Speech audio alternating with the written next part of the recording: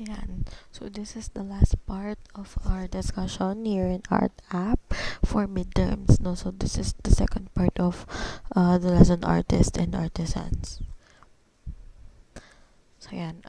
Again, we'll just discuss the main points, and you can just go ahead and pause the video to get the slides so that you can just explain the main points sa video na ito. Total, karamihan naman po sa inyo hindi binapanood yung recording. Okay? So, dito, artist and his studio. Diba sa atin, kahit yung mga, if you're into arts, no, or into our passion, usually, if you're doing something, you have your own studio for it. No?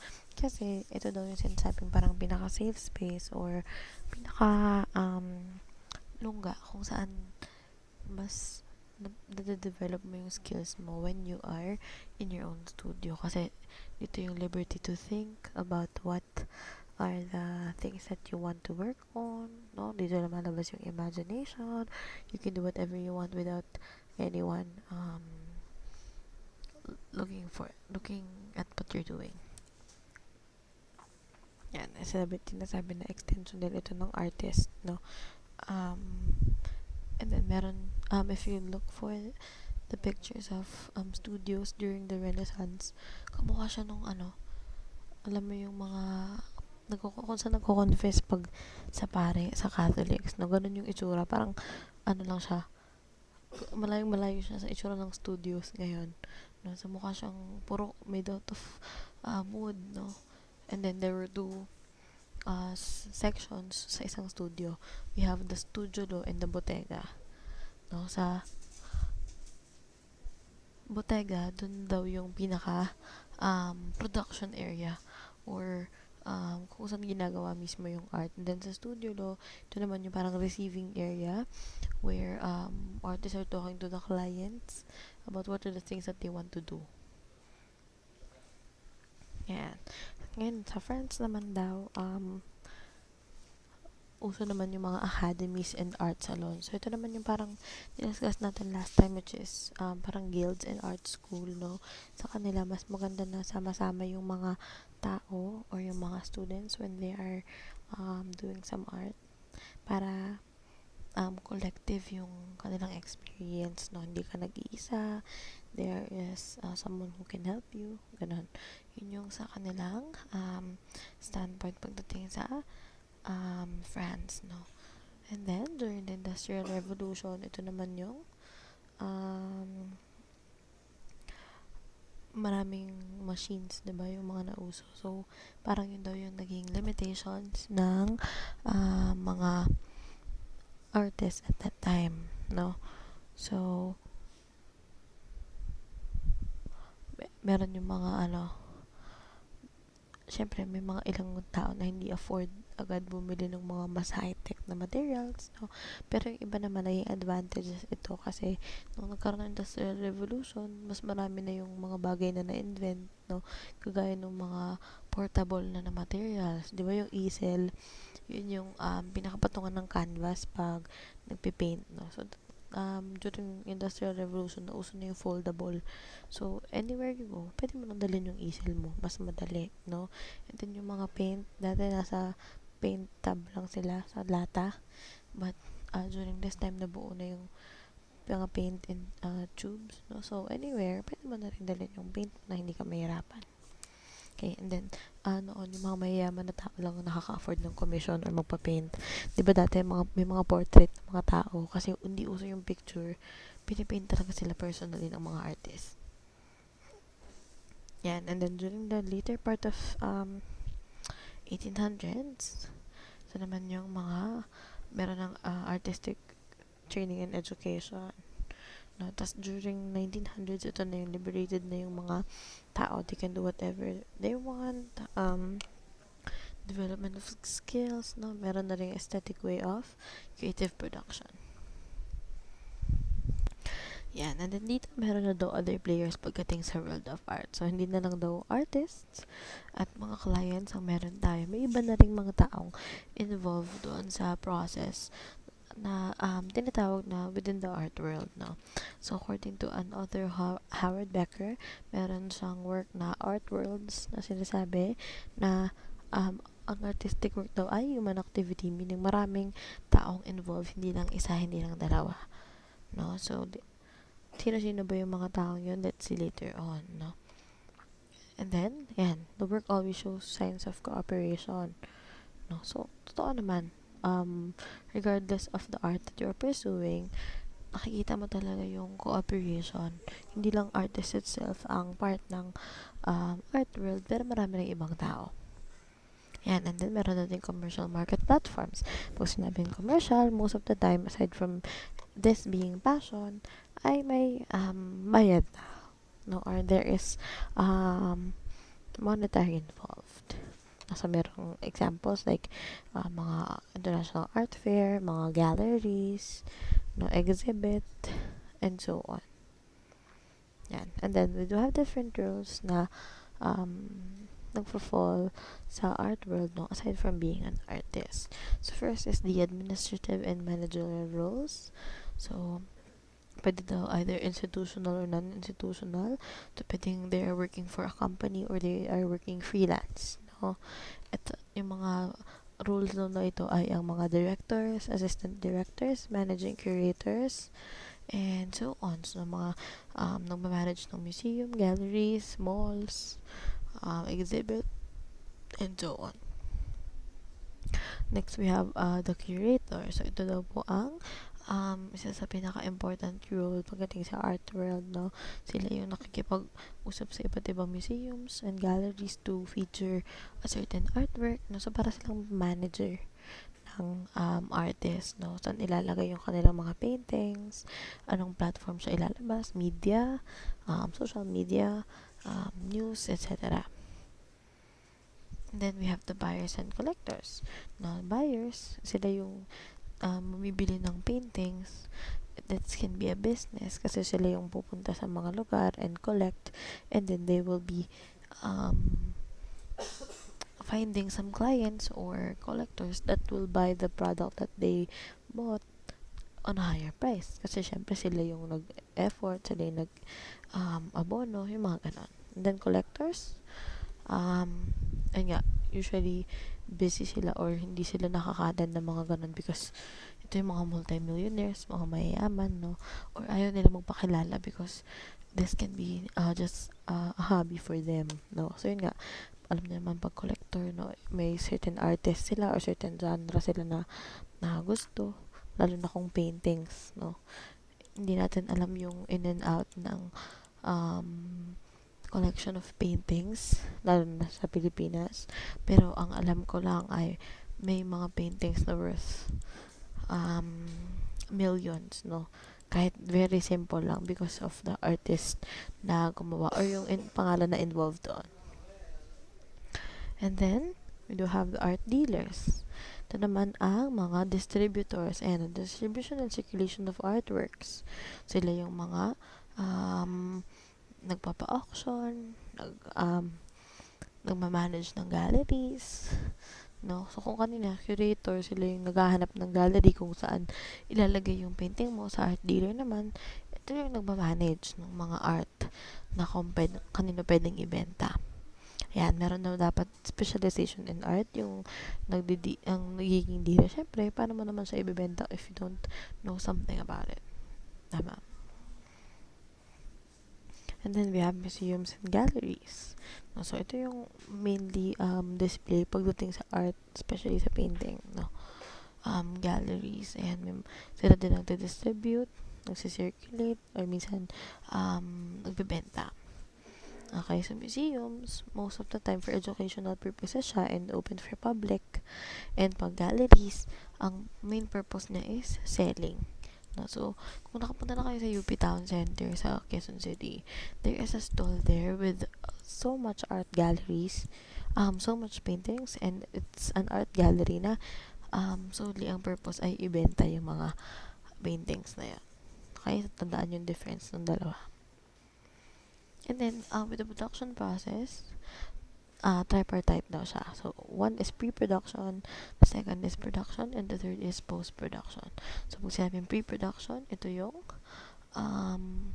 bago magsimula yung art mismo. No? So, parang kung sa pagsulat, merong pre-writing. So, ito yung may idea na yung artist, ano ba yung sa tingin niyang medium na gagamitin niya, yung materials, yun yun. And then, production, ito na yung execution ng mga idea na naisip niya. Nilalagay niya na sa canvas, or ito na yung start ng process. Execution, kung sa sculpting, ito na yung sinisimulang ukitin, no? Kung teatro, ito na yung practice. No? And then, lastly is post-production, which is, ito yung finished product, no, ng art na ginawa. So, ito na yung part na after nito, i-distribute na siya sa museums. Yan. And, magsisimula na yung travel nung sa mismong artwork. And now, when it comes to the art itself, meron din tayong medium and technique. Na pag sinabing medium, ito yung mode of expression. Usually, ano ba yung ginamit doon sa artwork? Kung painting, anong canvas, anong paint,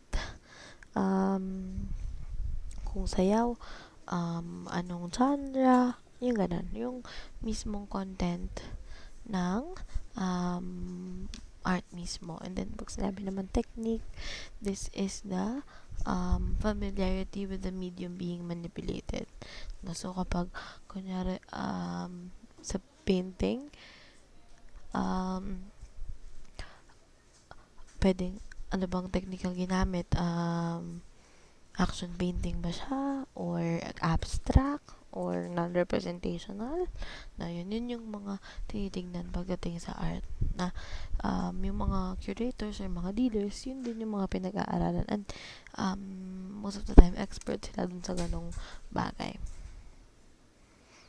And then, engagement with art. Ito naman yung the evolving role of exhibition and its impact on art and culture. This is a work of Anne Klein's. And sinasabi dito na exhibition acts as the catalyst of art and ideas to the public. They represent a way of displaying and contextualizing art that makes it relevant and accessible to contemporary audiences. So, ito daw yung sinasabing engagement with art, no? With the use of the exhibits, museums, and galleries, dito na nagkakaroon ng engagement yung art and the audiences, no? Nakikita nila yung finished product o yung pinagbaguran ng artist, and naintindihan nila yung meaning nito, and somehow nagkakaroon ng impact yung art dun sa mga taong nakakakita. Ayan. Another thing is from Paula Marincola, which is what makes a great exhibition. Sinasabi na strategically located daw yan kung saan ililalagay. Siyempre, for example, if merong isang mall or isang stall na open or malapit siya sa isang art school, siyempre tatargetin nyo ng mga tao para ma-engage yung target audience nila, which is the art school students and yung public din, para makakuha sila ng iba't ibang opinions, no? And ma-take into action nila yun at ma-incorporate nila sa susunod pa nilang mga activities or exhibit. Yan. And then, pag exhibitions daw or exhibits, usually long-term, no? Or minsan permanent hang. Or pwede rin temporary. Depende siya. No? Pag exhibit, pwedeng isang tao lang, pwede rin marami kayo, or pwedeng group. No? Ayan. And then, meron din ibang opportunities for art engagement, kagaya ng sa classroom, no? So, pag pinagagawa kayo, I don't know if you experienced nung high school na pinagpipainting kayo sa canvas, or you're doing such drawings, and then i-represent siya sa parents, yung mga gano'n. No? Or studio visits, yung pag pumupunta kayo sa mga galleries, or sa mga museums, no? Nakikita nyo yung iba't ibang artwork doon. Lalo na kung nagpunta kayo sa National Museum of Fine Arts, yun, marami kayong makikita. And then, mga auction sales, art fairs, biennials and triennials. Ito naman po, biennials is like twice a year exhibit, and then triennials is thrice a year, no? So yun yung mga classification na yun na pwede rin maka-engage not only for us but for other people, no? And then publications, ito naman yung nowadays to the use of social media, no? Maraming artists mostly sa Instagram, Twitter na nagpo-post na kanilang artwork, and dun sila fina-follow ng kanilang mga audiences. And then there are some awards and citations na nakukuha when it comes to art, no, or artists. Meron tayong 2 awards galing sa Pilipinas, which is the Orden ng Pambansang Alagad ng Sine, or Order of the National Artist, and Gawad sa Manilikha ng Bayan, which is National Living Treasures Award. No, so you can search it on Google. Makikita niyo po yung medals na binibigay sa kanila. No, and it's a great pleasure if you've given an award like that. Okay, so yung Order of National Artists, ito daw ang highest national recognition sa Pilipino. No, so maraming contributors ang pwedeng pagbigyan nito, music, dance, theater, etc. No, and then ang namamahala po nito ay ang NCCA, or National Commission for Culture and Arts, and CCP, or Cultural Center of the Philippines. And then the other one, yan. Ito pala, si Fernanda Marsolo, siya daw po ay ang kauna-unahang nabigyan ng award na ito, yung Order of National Heroes. No, so ang painting niya na bigyan ng award is yung Grand Old Man of Philippine Art. Okay? And then these are the things that the awardee will receive once they won, no? Yan. The rank and the title, the medallion, cash award, state funeral, and place of honor during national functions. Yan. And then the other award, Gama ba or Gawad sa Manilikha ng Bayan, was created 1992 under this Republic Act. And ito rin ay pinagdedesisyonan ng NCCA. No? So dati ang unang binigyan is in music and poetry in 1993. No, so si Gino Bilog sa poetry, Masino Intaray in musical instruments, and Samoan Sulaiman in Kutyapi and other musical instruments. Yan. So ito rin naman po yung ma-receive ng awardee once they won, no? But ito yung sa taas, ito mo, makikita nyo dito yung call this, yung kanilang categories, no? And then ito yung ma-receive ng awardee. We have gold medallion, 100,000 award, and then 10,000 monthly until the day they die, no? Recently daw naging 14,000 na siya, so probably mas tataas pa yan. And then kapag ng hospital, meron free medication, which is around 750,000, and funeral assistance for an awardee or national living treasure. Okay, so yun po, that sums up our discussion for art app.